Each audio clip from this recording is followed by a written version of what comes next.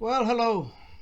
Today I'm just gonna talk very fast about the latest developments uh, in the war, this special operation, as Russia call it, in Ukraine. So first, I want to touch some points that I see that the press, the media, is not talking about. Listen, this is how it works. Basically, uh, what the United States press does, they take their talking points every day from the Department of Defense Public Affairs and from the State Department Public Affairs. That's it. They take those talking points and then they give a little variation to that talking point, and they keep recycling the talking points again and again and again and again during the 1 day, 2 days, 3 days until they receive more talking points. Then they recycle. So basically, they are the press, the media. Basically, they are spokespeople for the Department of Defense and Department of State Public Affairs. Now, when I was active duty in the Army, I went to the JFK Special Warfare School. And guess what? I went to the school where public affairs is taught. Okay? And this is how it works. When you do psyops, when you do psychological operations, you're doing propaganda and other things, of course, but mostly propaganda on the enemy. And when you do public affairs, you are doing propaganda on the friendly forces, on your own population. So you know what I'm talking about here, okay? When you say public affairs, this is the same people of the imaginary WMDs of Iraq, okay? That's what they do. That's their job.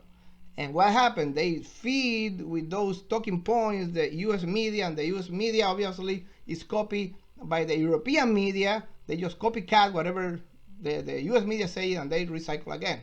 And we have seen all these points that the media is saying for the last, I don't know, for the last week since the war began.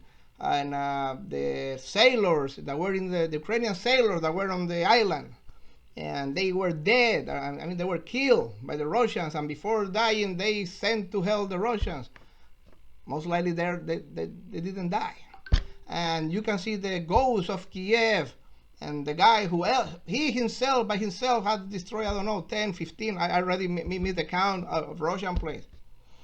Come on, guys. Okay, this is how the media. This is how public affairs, aka propaganda, works. Okay, it works and works and works that way. So that's the first thing. Okay, so we need to be very careful on what we believe and what the press is talking about. If the press and the public affairs from the Department of Defense and public affairs from the State Department want us to look only today and tomorrow on the civilian casualties in that building that was destroyed, in that other building that was destroyed, that's all they're going to talk about.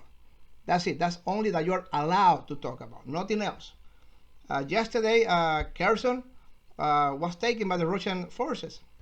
And by looking and reading the news, you almost could not, I mean, it was an invisible fact. You could almost not figure out, really, Kherson fell. It was like a micro note, a little footnote at the end, like Kherson might be on Russian hands. But the important thing are the civilian casualties. That's the important thing. Look, these people here and this building here. Again, that is how public affairs work. What I have seen is that it's a lot more reliable to look into Egyptian news, Pakistani news, Indian news, South African news. Those are a lot more reliable, okay? Because remember, propaganda comes from both sides, from all sides. So that's my first point, okay? Be careful with what you read. Be careful how they want to manipulate your mind. Be careful how they want to manipulate your feelings, your emotions. Oh my God, that's so terrible. Be careful with that. That's number one. Number two, the operation is not going slow or slower than people in the media says. Okay, let's gonna be real here. Let's gonna be serious about this. Okay, listen, we need to compare this Russian invasion of Ukraine with the U.S. invasion of Iraq. Those are the two most parallel military operations we have seen in the last 50 years. Let's put it like that, 50, 40 years at least, 40 years at least. Those are very parallel operations, okay? I'm talking about Iraq 2003. The U.S. was already there. We have hundreds of thousands of troops. We have giant military bases in Kuwait. We have troops in Saudi Arabia.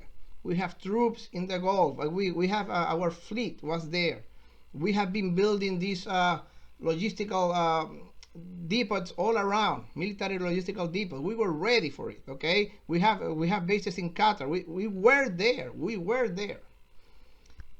And we have been bombing. We bombed the U.S. Air Force, the most powerful Air Force in the world, bomb Iraq for weeks and weeks and weeks. We destroyed, I don't know, hundreds of military targets in Iraq, and we were there. But it was not until March 19, when we finally went into the land invasion of Iraq. And how long it took? 40 days. It took 40 days to the most powerful military in the world, the U.S. military, to take Iraq. It was from 19 March all the way to May the 1st. So 40 days.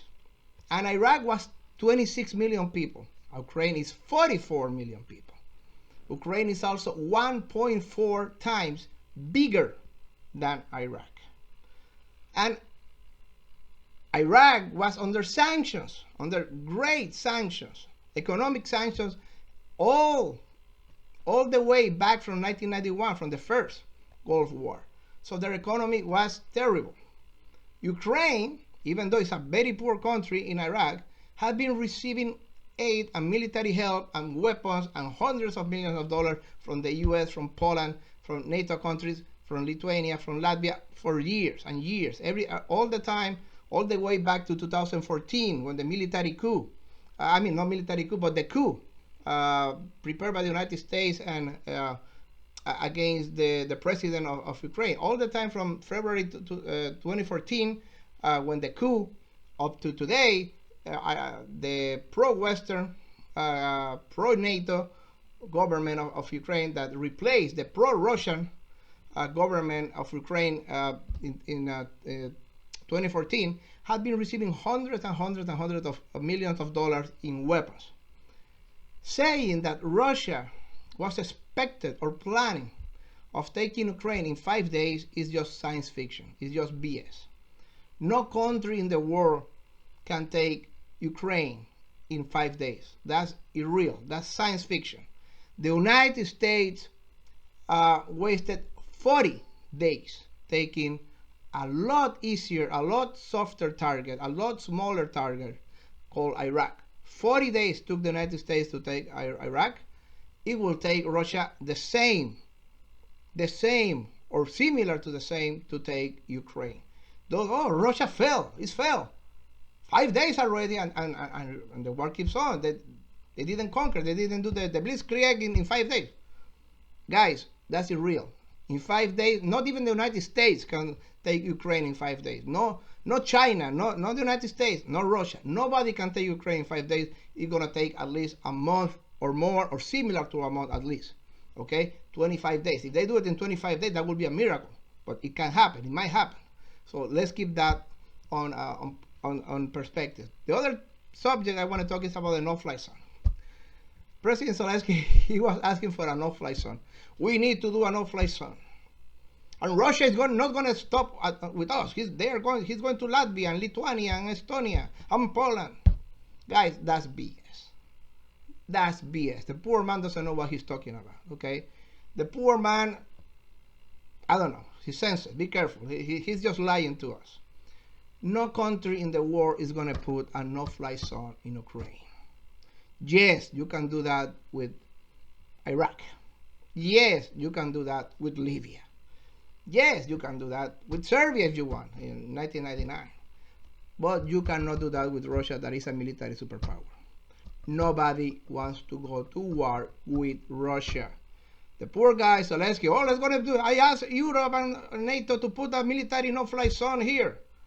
Guys, the guy is talking nonsense. No one is going to put a military no-fly zone in Ukraine. That means that the United States and the United Kingdom and Poland and Germany will have to shut down military Russian planes. And that means war. That's an act of war. And nobody wants that. So the poor man is talking just BS. And no, Russia is not going to Lithuania, it's not going to Latvia, it's not going to Estonia, it's not going to Poland. Those are NATO countries. And if he attacks those countries, Putin is not stupid. He knows he attacked those countries, then World War III is coming, because then Article 5 of NATO gets activated, and he's automatically in war with the United States, the greatest power, military power on earth, with the United Kingdom, with Germany, with Poland, with Italy, with Spain. He's not going to do that, okay? So, again, Zelensky is just bullshitting the press. The guy just wants people to come and defend him. He wants to involve now the whole Europe and the whole NATO in the war. He's desperate. So he's trying to involve everybody in the war. This is not my war. This is everybody's war. Please come and join me in the war. The man I mean, that's nonsense. Nobody's going to do that. No one is going to do that, okay? Nobody is going to go into war with Russia with a no-fly zone to defend Ukraine, because that is the end of the war. That is nuclear, Holocaust, World War III, and nobody wants that. And the fourth point is the most important one that I want to touch.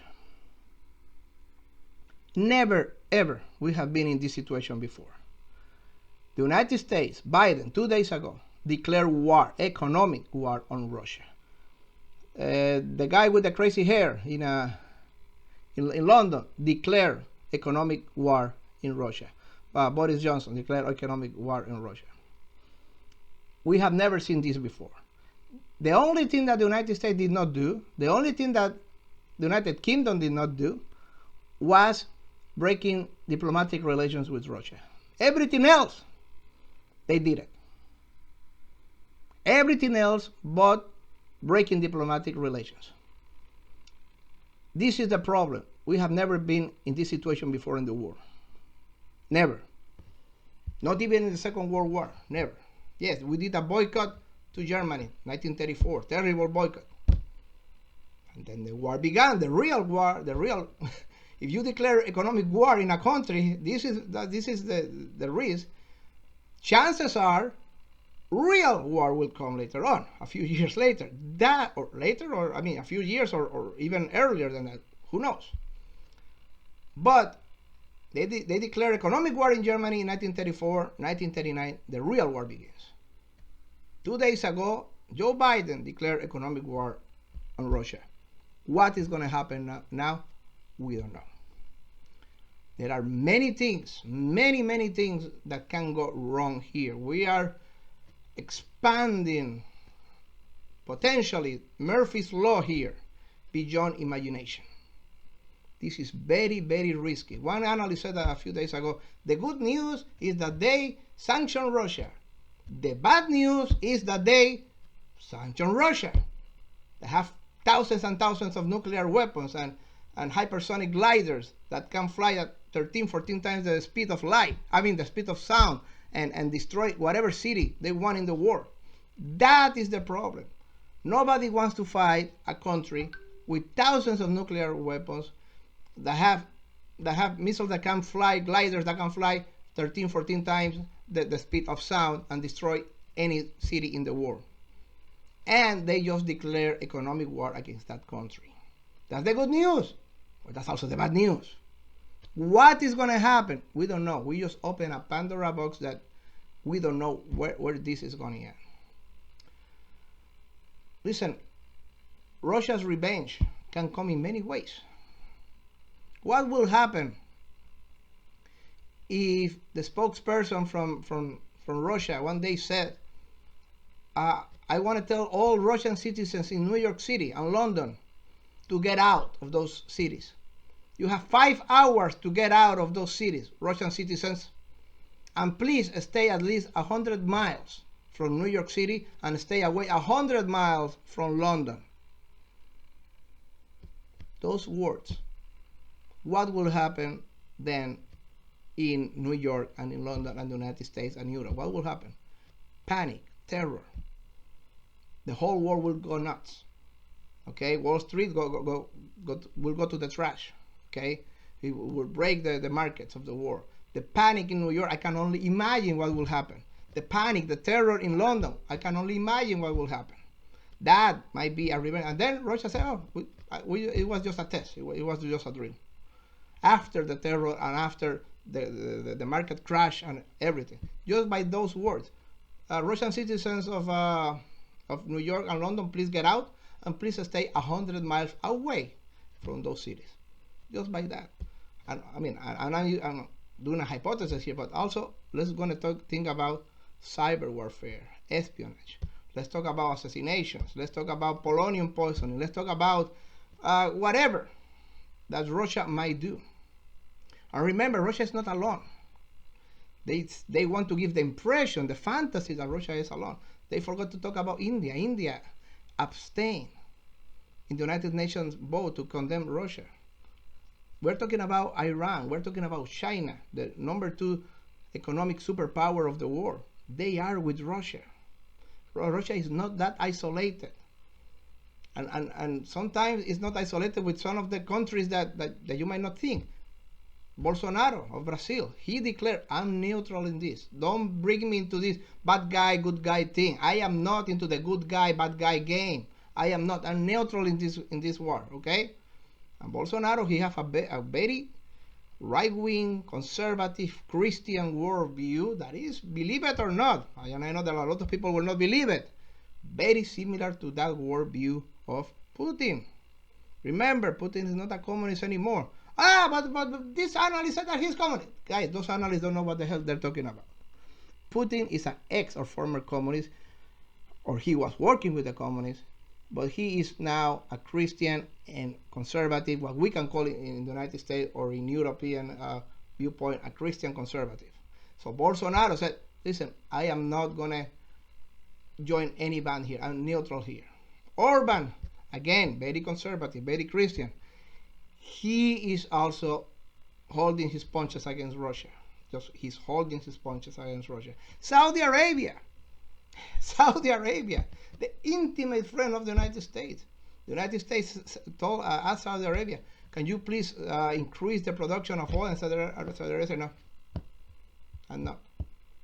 So even Saudi Arabia. But again, India and China, their position, and Brazil, India, China, Brazil, their position towards Russia is very, very different to this white and black, good guy, bad guy that the propaganda and the media is pushing right now in the people, in the minds of the people in the Western Hemisphere, in America, in Europe. But this is something very dangerous that we're opening, this economic war. What happens if the United States is successful in the economic war? What happened then? What happened? Let's go to game this a little bit. What happened if the United States is very successful and destroys Russia's economy and humiliates Putin and destroys the society, and Russia goes hungry again, like they were in the years of Yeltsin? The country went hungry. It was hungering all around. I mean, it was destroyed economy. It was humiliated country. It was a defeated country. What happened if Biden's economic war pushed Putin and Russia to the limits? What happened? What happened when you are fighting a wounded beast? You're fighting a lion, but it's a wounded lion now in pain. What happened then? Be careful. Be very careful with the results. Pat Buchanan, one of the greatest analysts in the United States, a writer, historian, advisor of President Nixon, advisor of President Reagan. Pat Buchanan said, be careful, be extremely careful, because you don't want to push Putin to the limits, and you don't want to defeat Putin this way with an economic war. Because what happens if Putin just do the SAMSON option? And the SAMSON option It's easy to understand. Samson was about to die. He was blind. He was over there in the temple. I'm going to die. But I'm not going to die alone. I'm going to push the columns of the temple. I'm going to destroy these columns. So the temple now kills us all. I'm going to die, but I'm not going to die alone. You're all going to die with me. That is the SAMSON option. That is what Pat Buchanan was talking just a few days ago. What happened if you really push Putin to the limit, and he does a SAMSON option? Okay, I'm dead anywhere, I have nothing to lose, so let me push the red button. The red button. New York gone. Okay, Washington D.C. gone. Okay, London gone. Okay, Paris gone. Okay, Rome gone. Okay, Berlin gone. Bye-bye, Berlin. What happened then? Be careful what you are wishing for. Be careful. We are in a new geo-strategic war. We are in a new position, in a new war. The international relations now are not what they were 2 weeks ago and will never be again. Russia told the world with his actions in Ukraine, this is it. This is a red line. NATO will not expand to the east anymore. Period. That is what Russia is saying with this invasion. That's it. For 25 years, you have been expanding to the east and expanding to the east and expanding to the east. That's it. It's over. No more. Before we were weak, we were humiliated, we were poor, with the terrible years of jealousy, we could not say anything but just talk. Now I'm not just talking. I'm talking, but I'm acting. Why is this obsession with Ukraine? Why do the United States have this obsession with Ukraine? What NATO have this obsession with Ukraine? Guys, NATO, the United States, they don't care more about the Ukrainian people than they care about the Albanian people, or they care about the people from Argentina, or the people from Bangladesh. They don't care anymore for the Ukrainian people. But Ukraine has something that Argentina doesn't, and Bangladesh doesn't, and India doesn't. Ukraine has the golden, precious, fantastic, amazing, beautiful, long border with Russia. That is it. That is Ukraine's biggest prize and also biggest curse. That is what America wants. That's what America, the United States, and the neocons and the globalists want. They want to control that border, and they are not gonna. They're not gonna stop. And they are not gonna stop at all. They are not gonna hold their punches. They are gonna waste whatever they're gonna waste, spend whatever they're gonna spend, money, resources, military aid, this and that, coup, like the coup in February of 2014. They're gonna spend billions and billions of dollars so they can control Ukraine, so they can control that golden precious, the biggest prize, the biggest jewel of the crown, that is that border. A border that gives access to the industrial and oil and energy heart of Russia, to Volgograd, to what it was to be Stalingrad. And the Germans tried to take Stalingrad with all they had back in 1942 and 1943. Why? Because the Germans knew that's where the oil was, the Volgograd area, the gate to the Caucasus. That is what Ukraine has, and that is what the United States wants, and that is what Europe wants, that is what NATO wants, and that is what Russia said, you will not have it. Even if I have to go to war, like he is right now, you will not have that precious, beautiful, amazing, golden, big border of Ukraine with Russia. You will not have it. But then the United States said, oh no, we will have it. Doesn't matter. Whatever it takes, we will have that border. It's going to be ours. And here we are. It's a new war, and we only can do see, observe, and pray. And again, let's pray that one day Putin doesn't see himself defeated, humiliated, his country a disaster, And he said, okay, I'm going to do the SAMSON option, because if he does the SAMSON option, that's it. There is not going to be a tomorrow for no one, for anyone.